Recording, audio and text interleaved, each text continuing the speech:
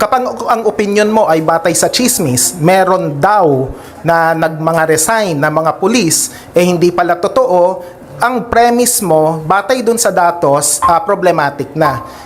Parang masyadong mainit ang ulo ni Sir sa salitang daw. Pero hindi po ba gumagamit din ng mainstream media ng ganyan? In English lang, alleged. Kaya nga ho, di ba, ang tawag nila kay Pastor Kibuloy, alleged rapist?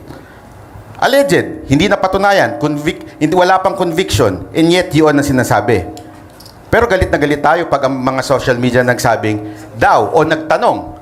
Naalala ninyo, kinontempt si Lorraine Badoy at si Ka Eric dahil nagtanong lang sila, totoo ba ito ang budget mo, Speaker Romualdez? Hindi daw ang ibig sabihin nun. Si Kibuloy inakusahan. Walang daw doon. Factual yun. Naakusado. Anong daw? Anong di umano? Walang di umano. Walang daw. Tunay na akusado. Yun ang ibig sabihin ng alleged.